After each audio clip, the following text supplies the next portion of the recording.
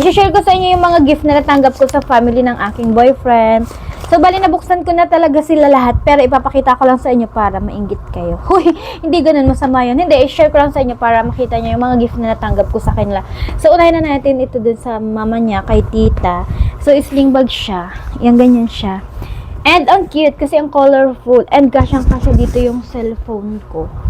And, sa loob niya, meron din siyang pouch. Nalagayan ko daw ng mga makeup, ng mga polvo, ng mga ganun-ganun. Kung ano mang gusto kong ilagay, mga aniko-aniko sa buhay, mga kaartihan. So, yan siya, ganyan siya kalaki. And, meron pa siyang lagayan. Bali, dalawa siya. Dalawa yung lagayan niya. Yan, isa. May zipper. And ito.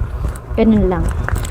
And, ang cute din. Maliit na size lang siya. Kaya kung may pupunta lang ako mga lakad-lakad like kahit saan dyan, basta lalagay ko ng cellphone, wallet, yung kasyang-kasya na. Hindi ko kailangan magdala ng madaming gamit. So, next, thank you so much, tita. I love you. Ang ganda. Ang cute. Nagustuhan ko yung design niya. Thank you. And meron pang isa.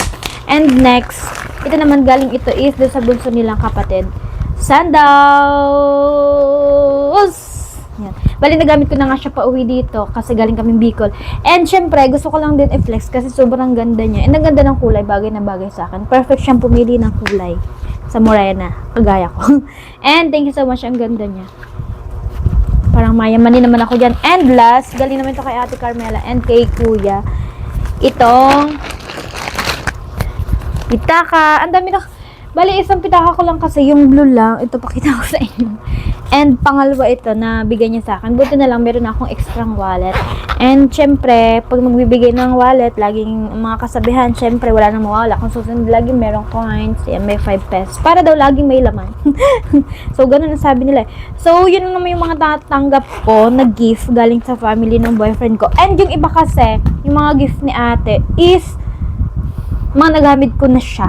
Like, shampoo dun sa mga prank na gift ni ate. Super ganda naman. And nabuksan ko na kasi. And di ko din mahanap yung iba kung saan nakalagay. Yung nakuha nung boyfriend ko naman yun. Sa kanya naman. So, yun lang naman. Feeling blessed. Thank you, Lord. Kasi, mabait nila sa akin. So, yun lang naman. Thank you so much, guys. And, thank you sa family niya kasi pinaparamdam talaga nila yung love nila sa akin. Kahit hindi ako kalablab. So, thank you so much and thank you, Lord. So, yun lang naman. And, sana masaya naging Pasko and bagong taon nyo. Yun lang naman, guys. Bye!